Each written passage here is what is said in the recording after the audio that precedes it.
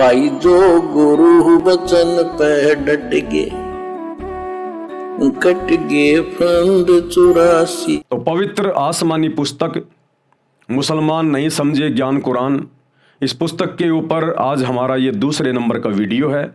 यदि आपने पहला वीडियो नहीं देखा है, आपको ज़रूर देखना चाहिए। वो इस पवित्र पुस्तक की भूमिका है और भूमिका को समझे बिना आप आगे का वीडियो समझ नहीं पाएंगे। तो चलिए शुरू करते हैं आज। बिस्मिल्लाहिर्रहमानिर्रहीम। शुरू करते हैं उस खुदा के नाम से जो आज धरती पर प्रकट है, सतगुरु रामपाल जी के रूप में प्रकट है। क्या कहता है पाक कुरान? मुसलमान भाइयों की जो पाक पुस्तक है कुरान शरीफ, कुरान मजीद, वो क्या कहती है अल्लाह के विषय में, अल्लाह की बंदगी के विषय में, उसकी सच्ची भक्ति के विषय में। अध्याय नंबर 1 क्या कहता है पाक कुरान? बिस्मिल्लाहिर्रहमानिर्रहीम, यानी शुरू खुदा का नाम लेकर जो बड़ा मेहरबान निहायत रहम वाला है। अब एक तरफ तो मुसलमान धर्म के मानने वाले कहते हैं कि बिस्मिल्लाहिर्रहमानिर्रहीम, वो खुदा जो बड़ा मेहरबान है, रहम दिल है। तो फिर ये बकरे क्यों काटे जा रहे हैं, मुर्गे क्यों काटे जा रहे हैं, गायें क्यों काटी जा रही हैं, जीव हत्या क्यों की जा रही है फिर मुसलमान धर्म में? अगर वो अल्लाह इतना ही मेहरबान है, इतना ही निहायत रहम वाला है, तो फिर आप अल्लाह के बंदे इन जानवरों पर रहम क्यों नहीं कर रहे? अल्लाह यदि रहम दिल है तो उसके बंदे भी रहम दिल होने चाहिए। फिर क्यों मुसलमान समाज हरी सब्जियों की तरह जीव हत्या कर रहा है?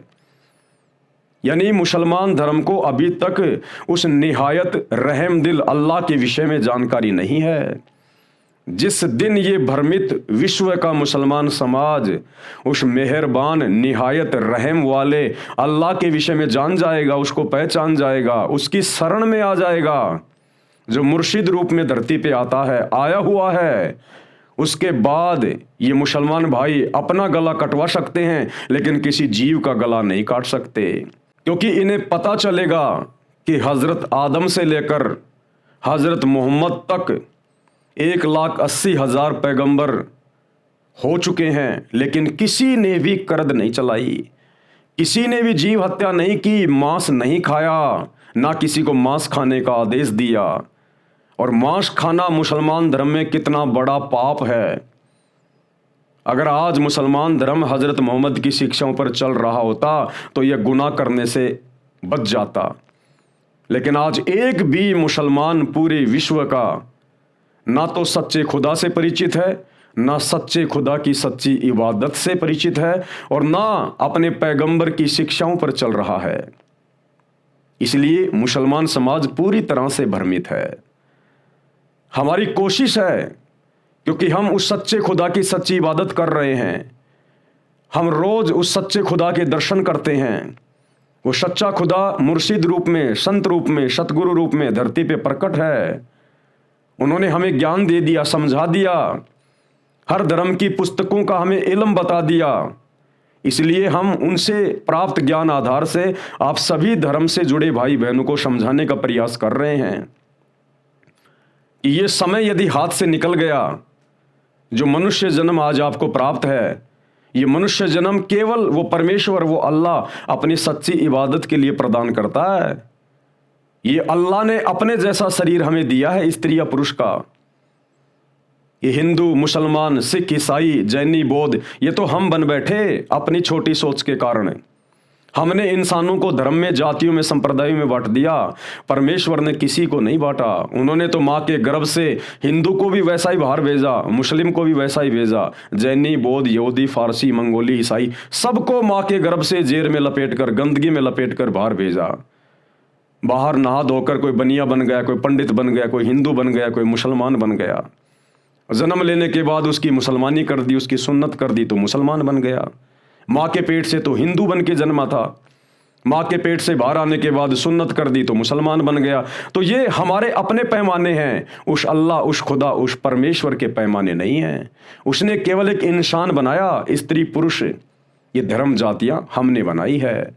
तो यदि वो अल्लाह जो कहा जा रहा है कि बड़ा मेहरबान है, निहायत रहम वाला है, तो निहायत रहम वाला अल्लाह कभी भी अपनी रूहों के ऊपर, अपनी आत्माओं के ऊपर, जो इन जानवरों के अंदर है, पशु पक्षियों के अंदर है, इनके ऊपर अपने बंदों से कभी वो कर्द नहीं चलवाएगा। तो किस खुदा ने, किस डुप्लीकेट अल्लाह ने, किस डुप्लीकेट खुदा ने मुसलमान समाज को भ्रमित किया हुआ है झूठा ज्ञान देकर? वो शैतान जिसे हिंदू धर्म में काल कहते हैं, उसकी जानकारी आपको इस पुस्तक में प्राप्त होगी जब आप सृष्टि रचना में आगे पढ़ेंगे। ये डुप्लीकेट अल्लाह कौन है जिसे मुसलमान अपना अल्लाह कहते हैं? वो डुप्लीकेट अल्लाह कौन है और क्यों वो पूरे समाज के लोगों को, चाहे हिंदू हो, चाहे मुसलमान हो, सिख हो, ईसाई हो, क्यों वो सभी को सच्ची इबादत के नाम पे भ्रमित करके रखता है? किसी को भी उस ओरिजिनल अल्लाह, वास्तव में जो मेहरबान अल्लाह है, निहायत रहम वाला है, उसकी जानकारी नहीं होने देता। उस डुप्लीकेट अल्लाह ने हजरत आदम से लेकर हजरत मोहम्मद तक को उस ओरिजिनल खुदा की जानकारी नहीं होने दी, जबकि ओरिजिनल खुदा हजरत मोहम्मद को आकर मिले थे, उनको अपना कलमा दिया था, मंत्र दिया था, सच्चा ज्ञान दिया था और उनको अपना लोक भी दिखाया था। वो सातवां आसमान, मुसलमान भाई जिसको जन्नत कहते हैं, वो असल में जन्नत नहीं, वो जन्नत से लाखों करोड़ों गुना ज़्यादा उत्तम सुखमय स्थान वो शतलोक है। शतलोक जहाँ 6 दिन में सृष्टि रचकर आसमान और ज़मीन के दरमियान जो भी उस खुदा ने बनाया, उसके बाद 7वें दिन वो जिस शाही तकत पे जा विराजा, वो शतलोक है। वो तकत सतलोक में है, सचखंड में, जिसकी जानकारी मुसलमान भाइयों को नहीं है, ना उनके धर्म गुरुओं को है। तो हज़रत मोहम्मद जी को वो ओरिजिनल अल्लाह भी मिला था, लेकिन हज़रत मोहम्मद का दुर्भाग्य, कमज़ोर संस्कार, उसने छोटे और नकली अल्लाह शैतान के दबाव में आकर, काल के दबाव में आकर, उसके डराने से उसने ओरिजिनल अल्लाह की बंदगी को त्याग दिया, ठुकरा दिया और पूरे मुसलमान समाज को उस डुप्लीकेट अल्लाह ने अर्थात शैतान ने हज़रत मोहम्मद के माध्यम से ये आधी अधूरी भक्ति के रंग में रंग दिया। तो भाइयों और बहनों, आप लोगों का ये अनमोल मनुष्य जीवन बर्बाद किया जा रहा है शैतान के द्वारा। ओरिजिनल अल्लाह को पहचानो जो आज धरती पे आया हुआ है। अरे इस अल्लाह से जिसको तुम अल्लाह मानते हो, जो डुप्लीकेट है, शैतान है, काल है, इससे तुम्हारी क्या दोस्ती है, क्या रिश्तेदारी है, क्या तुम्हारी यारी है इससे? पैदा होने के बाद तुमने देखा कि मेरा दादा वही कर रहा है, मेरा बाप वही कर रहा है, मेरे परिवार वाले वही कर रहे हैं, मेरे समाज के लोग वही कर रहे हैं, तुमने भी देखा देखी में उसको अल्लाह मान लिया। ना उसको तुम्हारे बाप दादाओं ने देखा, ना तुम्हारे रिश्तेदारों ने देखा, ना तुम्हारे पैगंबर ने देखा उसको। फिर तुम किस बुनियाद पे कह सकते हो कि वो अल्लाह है, वो खुदा है, वो रहम दिल है? उसका एक तो काम बता दो जो रहम वाला है, जिसको तुम अल्लाह कहते हो, शैतान को। अगर वो इतना बड़ा रहम दिल होता तो तुम मुसलमान धर्म के लोगों में भी वो रहम भरता। लेकिन आज मुसलमान धर्म में घर घर में मांस हरी सब्जियों की तरह काटा जाता है। तो इससे सिद्ध होता है कि मुसलमान जिसको अल्लाह मान के पूज रहे हैं वो रहम दिल अल्लाह नहीं है। और जब आप इसी पुस्तक में आगे सृष्टि रचना पढ़ेंगे तब आपको बिल्कुल क्लियर हो जाएगा कि वास्तव में वो शैतान कौन है जो आज मुसलमान धर्म में अल्लाह बन के पूजा जा रहा है। जीव हमारी जाति है, मानव धर्म हमारा, हिंदू मुस्लिम सिख ईसाई धर्म नहीं कोई न्यारा।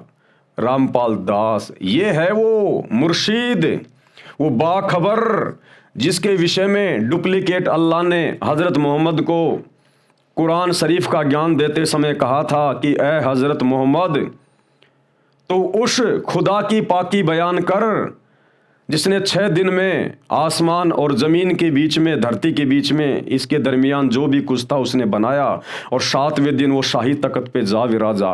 उसकी खबर किसी बाखबर से जा पूछ। सूरत फुरकानी 25 आयत नंबर 58 से 59। तो ये है वो बाखबर सतगुरु रामपाल जी, ये है वो मुर्शीद सतगुरु रामपाल जी। ये स्वयं अल्लाह है, परमेश्वर है, परमात्मा है। इन्होंने ही पूरी कायनात को जन्म दिया है, इन्होंने ही पूरी सृष्टि को रचा है। ये आपको सृष्टि रचना से पता चलेगा और 2028 के बाद पूरी दुनिया को पता चलेगा। और मजबूरी में नाक रगड़ के इस एकमात्र सच्चे अल्लाह सतगुरु रामपाल जी की शरण में भी आना पड़ेगा। तो ये जो नारा है कि जीव हमारी जाति है, यानी अल्लाह ने, खुदा ने केवल जीव बनाया। अल्लाह खुदा ने कोई धर्म नहीं बनाया, कोई जाति नहीं बनाई, किसी को हिंदू मुसलमान बना के नहीं भेजा मां के पेट से। केवल उसने जीव रूप में, इंसान रूप में व्यक्ति को भेजा। तो कहते हैं जीव हमारी जाति है और मानव धर्म हमारा। अगर किसी इंसान में इंसानियत है, मानवता है, रहम है, दया है, तो वो उसका सबसे बड़ा धर्म है, मानवता, इंसानियत।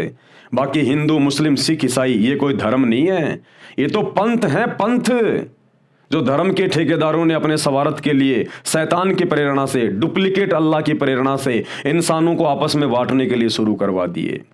और आज इन्हीं नकली धर्मों के नाम पर आपस में लोग झगड़ते हैं, लड़ते हैं। तो ये शैतान की पैदाइश है, ये नकली धर्म। उस ओरिजिनल खुदा का तो एक ही धर्म है, अल्लाह कबीर का तो एक ही धर्म है, मानव धर्म। जीव हमारी जाति है, मानव धर्म हमारा। हिंदू, मुस्लिम, सिख, ईसाई धर्म नहीं कोई न्यारा। ये ओरिजिनल अल्लाह। अर्थात हम सब जीव हैं, मानव शरीर मिला है। हिंदू, मुस्लिम, सिख तथा ईसाई सब मानव हैं, इंसान हैं सब। इसलिए हम सबका एक मानव धर्म है। अगर उस अल्लाह ने, उस ओरिजिनल खुदा ने, अल्लाह कबीर ने अगर अलग अलग धर्म बनाए होते तो उन इंसानों की पहचान भी अलग अलग होती। मुसलमानों के नाक पे सींग होना चाहिए था, हिंदुओं के सिर में सींग होना चाहिए था, ईसाइयों की ठोडी पे सींग होना चाहिए था। फिर सबकी पहचान भी अलग अलग होनी चाहिए थी। या सबके माथे पर जब वो माँ के गर्भ से बाहर आते हैं तो उस अल्लाह की तरफ से ठप्पा लगा होना चाहिए था कि ये मुसलमान, ये हिंदू, ये सिख, ये ईसाई, ये जैनी, ये बौद्ध, ये फारसी। लेकिन ऐसा कुछ नहीं। हम सब जानते हैं, सत्य से हम सब परिचित हैं, लेकिन मान बढ़ाई वश, अहंकार वश और धर्म के ठेकेदारों ने जो हमें धर्म की जंजीरों में बांध दिया, अपने अपने धर्म की किताबों का उल्टा ज्ञान देकर, उस आधार से आज हम अपने अपने धर्म को सर्वश्रेष्ठ मानकर अकड़ के बैठे हुए हैं। और मरने के बाद में सब गधे, कुत्ते, सूअर बनते हैं, अगले जन्म में गोबर खाते फिरते हैं फिर सारे के सारे। तो इस अकड़ को छोड़ो, इस मान गुमान अहंकार को त्यागो और सच्चे मुर्शिद, सच्चे अल्लाह सतगुरु रामपाल जी के सत्संग सुनना शुरू करो। मानवता यानी इंसानियत कर्म है, इस कारण से कोई भिन्न धर्म नहीं है। पूरी पृथ्वी के मानव, स्त्री पुरुष एक खुदा, एक प्रभु के बच्चे हैं। यानी सबको खुदा ने पैदा किया है। जितने भी रूहें हैं, स्त्री पुरुष, 84 लाख योनियों में गधे, कुत्ते, सूअर, जितने भी जीव जंतु हैं, इन सबको खुदा ने अपने वचन से, अपने शब्द से पैदा किया है। और खुदा ने हम सबको अपने जैसा आकार दिया, अपने जैसा रूप दिया है। खुदा हमारे जैसा है, इंसान के जैसा है। और खुदा धरती पर आया हुआ है, ये हर समय धरती पे रहता है, लेकिन वर्तमान का समय उस खुदा के द्वारा निश्चित किया हुआ है मोक्ष के लिए, आत्म कल्याण के लिए, सदा सदा के लिए, इस काल के गंदे लोक से छुटकारा प्राप्त होने के लिए। तो आज अल्लाह को पहचानना पड़ेगा, उनके प्रवचन सुनकर, उनके सत्संग सुनकर। भाई जो गुरु बचन पे डट के, कट गे फंद 84 के, कट गे फंद 84 के, कट गे फंद 84 के।